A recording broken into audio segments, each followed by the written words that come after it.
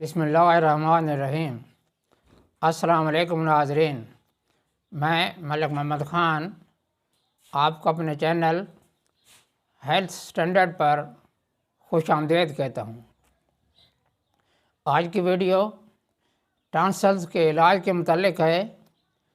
اس میں ٹانسلز کی خرابی کی وجوہات، علامات، اس کا دیسی علاج اور آکو پریشر سے مفت علاج کا ذکر کروں گا۔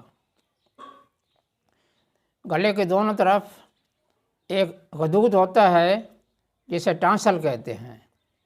یہ غدود بعض اوقات سوزش میں مبتلا ہو جاتے ہیں۔ اگر یہ غدود لمبے ہو جائیں اور بار بار انفیکشن ہو تو اسے دائمی مرض کہا جاتا ہے۔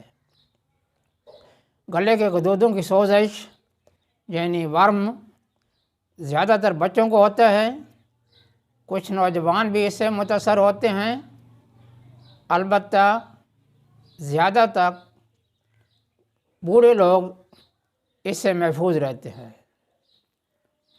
یہ ہمارے منہ کے اندر پچھلی طرف ہوتے ہیں۔ یہ ٹانسلز ہمارے جسم کے لیے باڈی گارڈ کا کام کرتے ہیں۔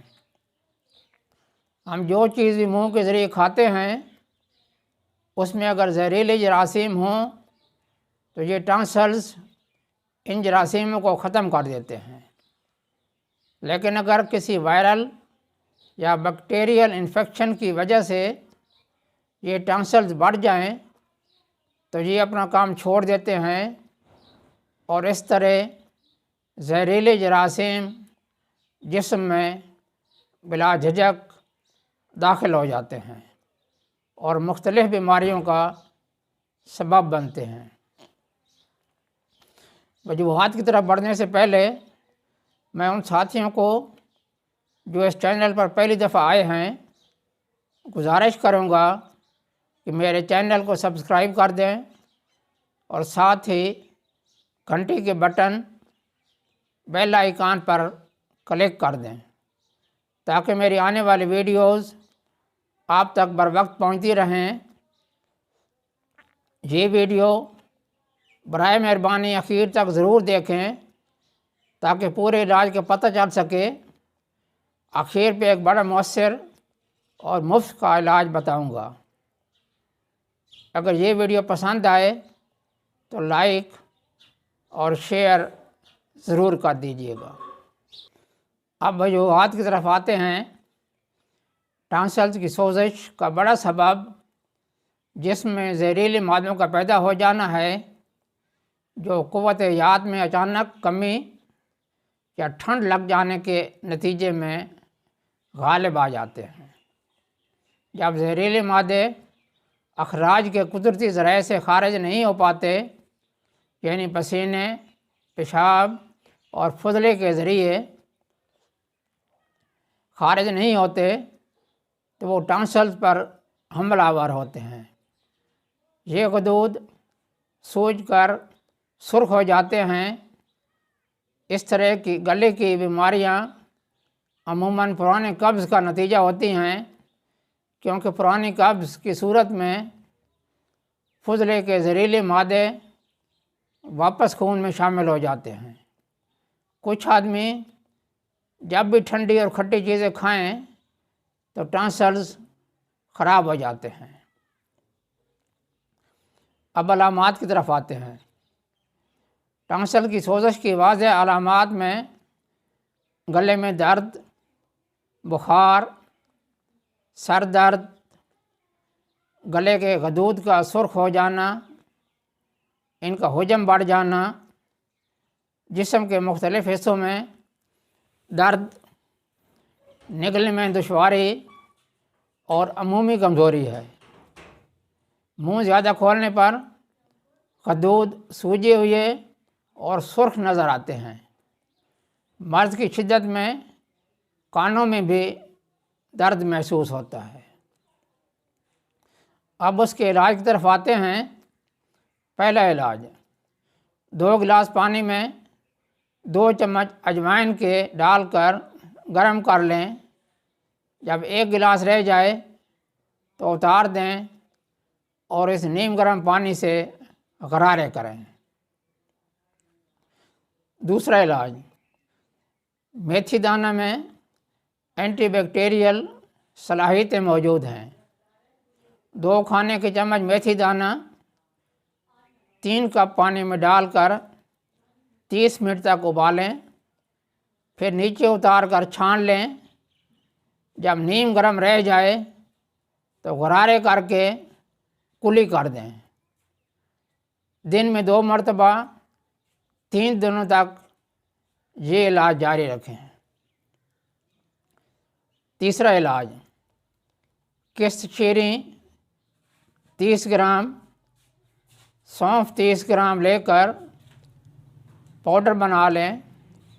1 چھوٹے چمچ پاؤڈر کو شہد میں ملا کر دن میں 2 دفعہ چاٹ لیں۔ اب چوتھے علاج کی طرف آتے ہیں جو مؤثر بھی ہے اور مفت بھی ہے۔ آج سے 50 سال پہلے جب ہم سکول پڑھتے تھے تو ہمارے محلے میں ایک خالہ رہتی تھیں۔ جب بھی ہمیں ٹانسل کی شکایت ہوتی تو گھر والے اس خالہ کے پاس رہ جاتے۔ وہ تیل کی 2-3 قطرے انگوٹھے اور شہادت کی انگلی، جس کو انگریزی میں انڈیکس فنگر بھی کہتے ہیں، پر ڈال کر 10 منٹ تک دونوں ہاتھوں پر مساج کرتے ہیں۔ پھر دونوں ہاتھوں سے منسلک بازو کے تھوڑے سے حصے پر مساج کرتے ہیں۔ یہ مساج دن میں 2 دفعہ صبح شام کروانا پڑتا اور 2 دنوں میں ہم ٹھیک ہو جاتے۔ میں آج بھی ان کے اس علاج پر حیران ہوں کہ وہ ان پڑھ آدمی تھے، لیکن ان کو 50 سال پہلے بھی معلوم تھا کہ انگوٹھے اور شہادت والی انگلی کے درمیان ٹانسلز کا آکوپریشر کا پوائنٹ ہے، جسے دبانے اور مساج کرنے سے اس کا اثر گلے میں ٹانسل پر پڑتا تھا۔ یہ آکوپریشر کا طریقہ علاج اور آکوپریشر کے پوائنٹ کا معلوم ہونا کچھ زیادہ عرصہ سے نہیں ہے، لیکن اب تو کافی لوگوں کو معلوم ہے کہ ٹانسلز کے علاج کے لیے کون سا پوائنٹ ہے جس کو پریس کر کے ٹانسلز کی بیماری پر قابو پایا جا سکتا ہے، یا بلڈ پریشر کے لیے کون سا پوائنٹ ہے، یا شوگر کے لیے کون سا پوائنٹ ہے۔ آکوپریشر بھی ایک طریقہ علاج ہے اور اس کو پریکٹیکل کرنے سے ہی کئی امراض سے افاقہ ہوتا ہے۔ اب میں کیمرے کے سامنے آپ کو پریکٹیکل کر کے دکھاتا ہوں۔ تیل کے 2 قطرے لے کر وہ یہاں ڈالنے ہیں۔ یہ قطرے انگوٹھے اور شہادت کی انگلی کے درمیان ڈال رہا ہوں۔ اب اس کو چند منٹوں تک مساج کروں گا۔ ویسے تو یہ مساج 10 منٹ تک کرنا چاہیے، لیکن ویڈیو کے لمبا ہونے کے خدشے کی وجہ سے اس وقت میں تھوڑا سا مساج کرتا ہوں۔ اس سے یہ پوائنٹ نرم پڑ جائیں گے۔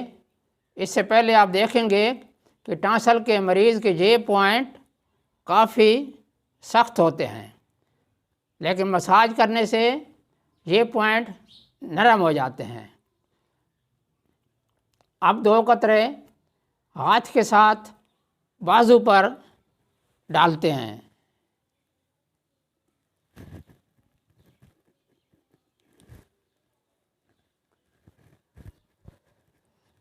اور یہاں بھی 10 منٹ تک مساج کرنا ہے۔ اب مساج کے بعد میں آپ کو پریشر پوائنٹ بتا رہا ہوں۔ یہ انگوٹھے اور شہادت کی انگلی کے درمیان، شہادت کی انگلی جس کو انگریزی میں انڈیکس فنگر بھی کہتے ہیں، اس کے درمیان یہ پوائنٹ ہے۔ اس پوائنٹ کو 50 مرتبہ انگوٹھے سے دبانا ہے اور چھوڑنا ہے، انگوٹھے سے دبانا ہے اور چھوڑنا ہے، انگوٹھے سے دبانا ہے اور چھوڑنا ہے۔ جب 50 مرتبہ پورے ہو جائیں تو اس کے بعد بازو کے ہاتھ کے ساتھ جو بازو ہے اس پر بھی 50 مرتبہ پریس کرنا ہے اور اٹھانا ہے، پریس کرنا ہے اور اٹھانا ہے۔ اسی طرح دوسرے ہاتھ پر بھی یہی جگہ ہے آکوپریشر پوائنٹ کی، جہاں ہم نے 50 مرتبہ پریس کرنا ہے اور اٹھانا ہے، پریس کرنا ہے اور اٹھانا ہے، پریس کرنا ہے اور اٹھانا ہے۔ جب یہ ختم ہو جائے تو بازو پر اسی طرح یہ جگہ جو ہے یہ پوائنٹ ہے پورا، اصل میں تو یہ پوائنٹ ہوتا ہے اس جگہ، لیکن پورے بازو کو یہاں ساتھ لے لیتے ہیں اور یہاں 50 مرتبہ دبانا ہے اور اٹھانا ہے، 50 مرتبہ پریس کرنا ہے اور اٹھانا ہے۔ انشاءاللہ تعالی 2 دن کی ایکسرسائز کے بعد افاقہ محسوس کریں گے۔ یہ ایکسرسائز دن میں 3 دفعہ کرنی ہے، صبح سویرے، دوپہر کو اور شام کو۔ پرہیز کی طرف آتا ہوں۔ پرہیز: فریج کا ٹھنڈا کھانا پینا بند کر دیں، کھٹی چیزیں نہ کھائیں، اچار اور کھٹے پھلوں سے بھی پرہیز کریں، دہی لسی سے بھی پرہیز کریں۔ 3-4 دن سر کو گرم پانی سے نہ دھوئیں بلکہ نارمل پانی سے سر دھوئیں۔ مفید چیزیں: گڑ کھائیں، گرم دودھ میں ہلدی اور شہد ملا کر پئیں، گاجر اور چقندر کا جوس پئیں۔ اپنا خیال رکھیے گا۔ اچھا، باجازت، اللہ حافظ۔